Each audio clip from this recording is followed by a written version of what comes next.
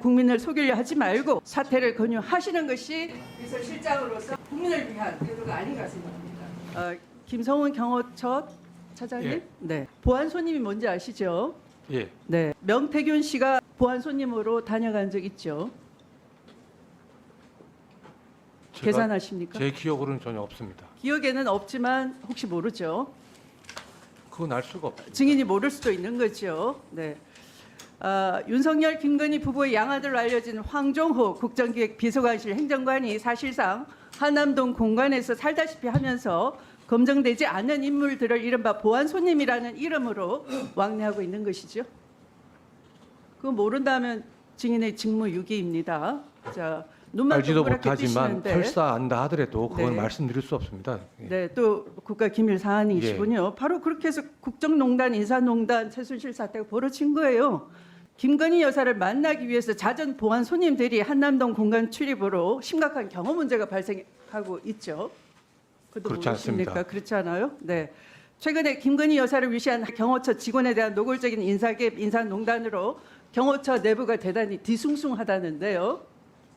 그런 사실은 없습니다. 네, 그런 사실 없습니까? 위증하면 처벌받습니다. 박종준 전 경찰청 차장이죠. 지난 8월에 보안 손님으로 김건희 여사를 면접한 바 있죠. 저는 알지 못합니다. 그러면 직무유기예요. 지난 8월에 보안 손님으로 다녀간 후에 9월 9일 날 경호처장으로 전격 임명됐습니다. 그건 맞죠?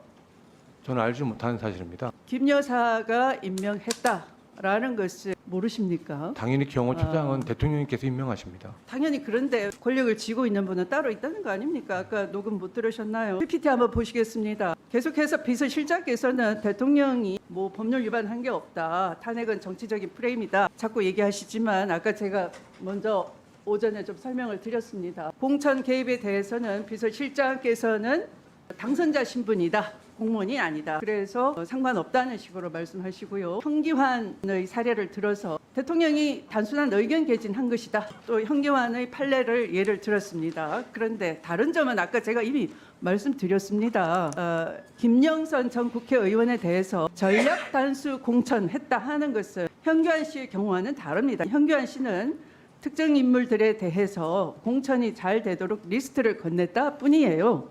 그게 그쳤기 때문에 이 경우는 전략 단수 공천을 한 것이고 또 공천 확정 자체는 대통령 신분을 획득한 이후에 이루어진 겁니다. 5월 10일 날 공천 확정이 됐고 또 더 나아가서 5월 13일 후보 등록을 했으니까 그때 이 범죄의 기수에 이르렀다라고 보신다면은 이미 이때 5월 9일 녹음에 드러난 김영선 공천 조라하는 것은 아마 범행의 모의에 해당된다 이렇게 이해하시면 될 것 같아요. 자, 그리고 본인의 그 선거법 위반을 한번 살펴보도록 하겠습니다. 윤석열 대통령 본인은 아마도 선거 시효가 지났기 때문에 괜찮다라고 여기실지 모르지만 이명박 전 대통령의 사례처럼 대통령이 됨으로써 공소시효가 정지된 상태이고 탄핵되거나 임기가 끝나면 공직선거법 위반으로 처벌이 가능합니다.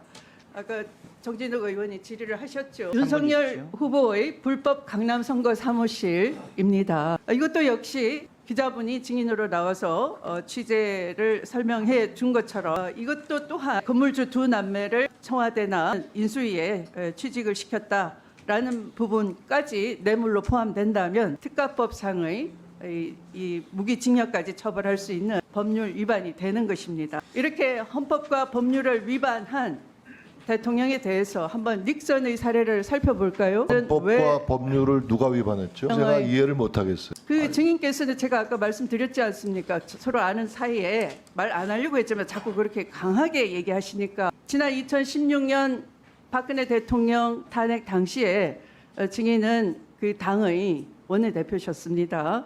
그리고 4월 말 퇴진할 것이다. 그래서 탄핵하지 말자 하면서 자당 의원들을 탄핵을 하지 않게끔 설득한 바 있습니다. 그러나 결국은 국민은 그걸 용납하지 않았습니다. 그리고 불행했습니다.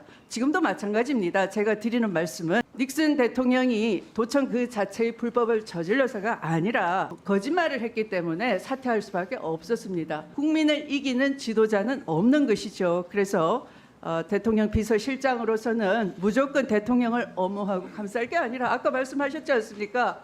김건희 여사가 대통령 경호처장의 임명을 대통령이 해야 되는데도 한 달 전에 보안 손님으로 면접을 보고 다녀간 후에 그분이 경호처장으로 임명이 됐어요. 비서실장 모르고 계시지 않습니까? 그렇기 때문에 이런 대통령의 공천 개입을 위해서 주무른다거나 또 대통령으로 하여금 수뢰 후 부정처사라는 중대 범죄를 저지르게 한다거나 이런 일들이 불행한 일 아닙니까? 그래서 비서실장께서 무조건 엄호하실 것이 아니라 닉슨 대통령의 사례처럼 도청 그 자체의 불법이 문제가 아니라 거짓말 때문에 아까도 명태균 씨와는 경선 이후에는 전화한 적 없다라고 했는데 이미 녹취가 육성으로 드러났습니다. 굉장히 이게 분기점입니다. 그렇다면 국민을 속이려 하지 말고 사퇴를 권유하시는 것이 비서실장으로서 국민을 위한 태도가 아닌가 생각합니다.